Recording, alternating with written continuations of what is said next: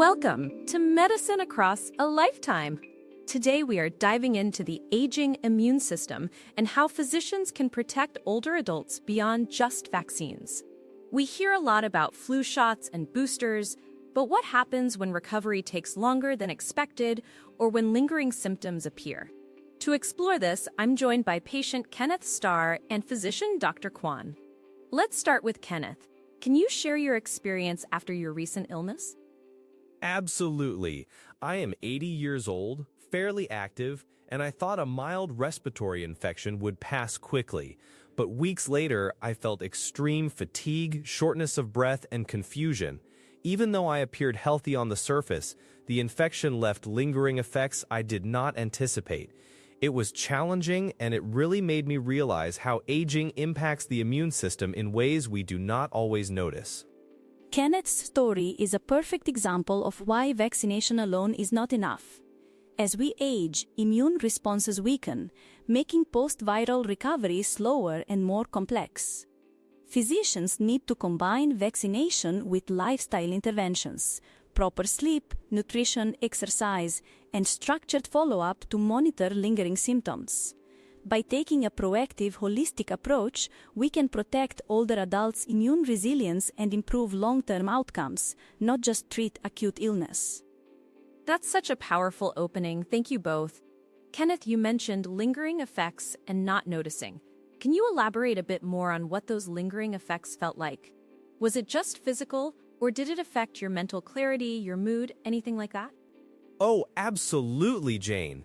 It started physically, just feeling incredibly tired even after a full night's sleep. But then it spiraled. The shortness of breath made my daily walks, which I love, feel like climbing a mountain. And the confusion, that was the scariest part. Forgetting simple words, losing my train of thought mid-sentence. I'm usually very sharp, so that really hit hard. It wasn't just my body recovering, it felt like my brain was trying to catch up too. My family noticed it, and it was concerning for all of us. What Kenneth describes is incredibly common, unfortunately.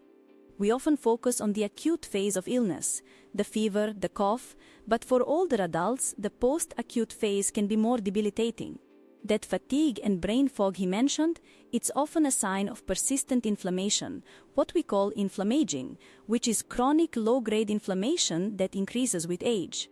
This can impact multiple organ systems, including the brain, leading to cognitive issues and prolonged recovery. Vaccines are crucial for preventing severe initial infection, but they don't fully address the underlying immune changes that make recovery so challenging. Inflammaging. That's a term I think many of our listeners might not be familiar with. Dr. Quan, could you break down what's happening to the immune system as we age? What are these changes that make older adults more vulnerable, even if they're otherwise healthy and vaccinated? Certainly, Jane. It's a complex process, but we can simplify it. The aging immune system undergoes two major shifts: immunosenescence and inflammaging.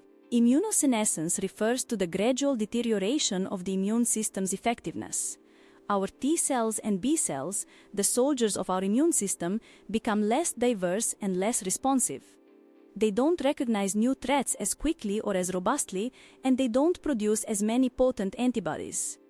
This means that even with a vaccine, the immune response might be weaker or shorter-lived compared to a younger person. Then there's inflammaging, which is that chronic low-grade inflammation I mentioned earlier. It's like the immune system is always on a low simmer, even without an active infection. This constant state of alert can wear down the body, making it harder to mount a strong targeted response when a real threat emerges, and slower to resolve inflammation after an illness. So recovery takes longer, and symptoms like fatigue and brain fog can linger because the inflammatory process isn't switching off efficiently. That makes so much sense, actually. I remember my doctor telling me something similar, but hearing it explained like that really clicks. It wasn't just my infection, it was my body's whole system trying to recalibrate, and it just couldn't do it as quickly as it used to. It makes you realize how much we take our body's background functions for granted until they start to falter. Exactly. Kenneth, you mentioned being fairly active before your illness. Did your routine change significantly, or did you feel like you were doing all the right things for your health, and this still blindsided you? That's the thing, Jane. I really thought I was. I walk almost every day, try to eat a balanced diet, get my flu shots annually, all that good stuff. I didn't smoke, rarely drank. So when this hit me and hit me hard with those lingering effects, it was quite a shock. It made me question what else I could have done or what I should be doing now. It felt like I'd done everything I was told, but there was still this vulnerability I hadn't accounted for. Kenneth brings up a critical point, and it's something I discuss with my patients often. While vaccines are a foundational layer of protection, especially for older adults, they're not the only layer. Think of the immune system as a complex symphony. A vaccine is a vital instrument, but if the other sections, your lifestyle, your stress levels, your sleep, aren't in harmony, the whole performance suffers. We need to empower patients like Kenneth to understand that there are daily actionable steps that can significantly bolster that underlying immune resilience. So let's talk about those actionable steps. Beyond vaccines, what are the key lifestyle interventions you're advocating for, Dr. Quan? And Kenneth, how did you integrate some of these into your recovery? The trifecta, as I call it, is sleep, nutrition, and exercise. For sleep, it's about quality and consistency. Aim for 7 to 9 hours of uninterrupted sleep. During sleep, our bodies repair, consolidate memories, and crucially, immune cells produce and release cytokines, proteins vital for fighting infection. Poor sleep elevates inflammatory markers, contributing to inflammaging. Nutrition is paramount. We're talking about a diet rich in fruits, vegetables, whole grains, and lean proteins. Focus on antioxidants, vitamin C, D, zinc, and selenium. These micronutrients are crucial for immune cell function. Avoiding excessive processed foods, sugar, and unhealthy fats can reduce systemic inflammation, and hydration, often overlooked, is also key for overall cellular function. Finally, regular moderate exercise. It doesn't mean running marathons. Even brisk walking, swimming, or light strength training for 30 minutes most days of the week can improve circulation, reduce inflammation, and enhance immune surveillance. It helps mobilize immune cells, getting them where they need to go more efficiently. Over-exercising, however, can be detrimental, so it's about finding that balance. I can definitely attest to all of that. The fatigue after my illness made exercise really difficult at first. Even my usual walks felt impossible. But my doctor, Dr. Quan included actually, emphasized starting small. So I started with just 5 or 10 minutes of gentle stretching, then short walks around the block. Slowly I built it back up. And the sleep, that was a struggle with the confusion and just feeling generally unwell. But focusing on a consistent bedtime, making my room darker, things like that really did help. It wasn't an overnight fix, but over several weeks, I started to feel the difference. That gradual approach sounds much more sustainable. And Kenneth, how about nutrition during your recovery? Did you find yourself craving different foods, or did you make specific changes based on advice? Honestly, when I was feeling really poorly, I just wanted comfort food, which wasn't always the healthiest. But once I started feeling a tiny bit better, I made a conscious effort. My daughter helped a lot, preparing meals that were packed with vegetables and lean protein, lots of soups, stews, things that were easy to digest but full of nutrients. I wasn't tracking every single vitamin, but I focused on making sure every meal had color and wasn't just empty calories. I noticed it helped with my energy levels, even if subtly at first. That's a great practical tip. Eat the rainbow. Now, Dr. Quan, beyond these lifestyle factors, you also mentioned structured follow-up. What does that entail for physicians? How can they proactively monitor lingering symptoms and support older adults during and after an illness? This is where proactive care becomes crucial.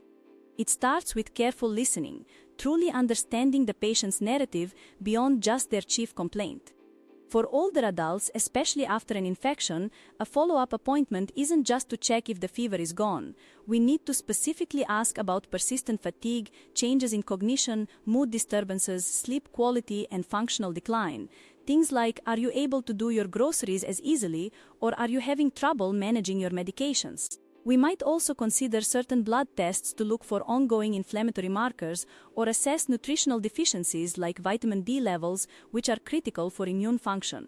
Sometimes, a referral to physical therapy for tailored exercise guidance or to an occupational therapist to help with cognitive strategies can be incredibly beneficial. It's about building a team around the patient, not just reacting to acute issues, but actively fostering long-term resilience. I really appreciate that approach. My follow-up visits weren't just "how are you feeling" and then done. Dr. Quan asked about my energy levels, my memory, my mood, even my appetite. It made me feel heard, and it also prompted me to reflect on things I might have just dismissed as getting old. It helped me realize that some of these lingering issues weren't normal for me, and that there was something we could actively work on. That personalization of care sounds vital. Kenneth, on that note, what was the biggest mental or emotional hurdle for you during this recovery period, and how did you overcome it? Honestly, the biggest hurdle was the frustration and the fear. Frustration that my body wasn't bouncing back like it used to, and fear that this new normal of fatigue and confusion might be permanent. I'm a very independent person, and suddenly needing more help or feeling less capable was tough to accept. What helped me the most was talking to my family, acknowledging those feelings, and then honestly hearing from Dr. Quan that these lingering symptoms were known and that we had a plan. It gave me hope and a sense of agency rather than just feeling like I was adrift. That sense of agency and validated experience is so important. Mental health is intrinsically linked to physical health, especially in the recovery process. The emotional toll of a prolonged illness, particularly with cognitive symptoms, can lead to anxiety, depression, and even social isolation. Physicians need to screen for these and, if necessary, integrate mental health support into the overall care plan. Recognizing that someone's get up and go has gone, and that it's not just a character flaw but a symptom of a weakened system is key. It sounds like open communication between patient, family, and physician is foundational here. What about supplements, Dr. Quan? Are there specific immune-boosting supplements that you recommend for older adults, or is it truly about whole foods and lifestyle first? That's a great question, and it's one I get asked a lot. My philosophy is always food first, then lifestyle, then targeted supplementation if there's a proven deficiency or specific need. For older adults, vitamin D deficiency is extremely common, and it plays a huge role in immune function, bone health, and even mood. So supplementing with vitamin D under a doctor's guidance and after checking levels is often beneficial. Omega-3 fatty acids from fish oil or flaxseed can help reduce inflammation. Zinc is another one that's vital for immune cells.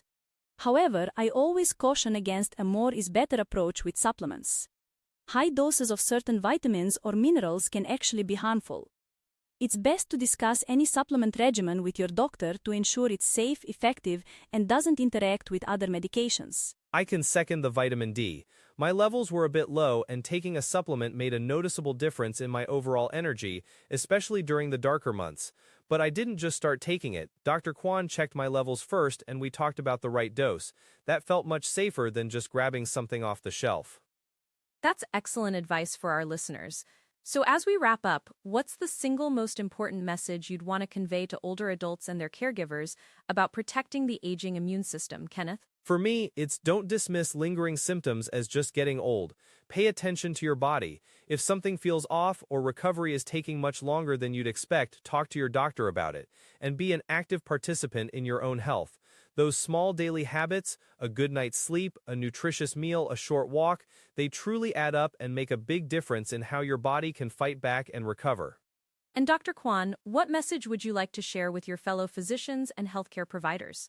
My message to physicians is to expand our lens beyond acute illness and vaccination. We need to embrace a truly holistic and proactive approach to immune health in older adults. This means educating patients on lifestyle interventions, establishing structured follow-up protocols, screening for post-viral syndromes, and being prepared to offer multidisciplinary support.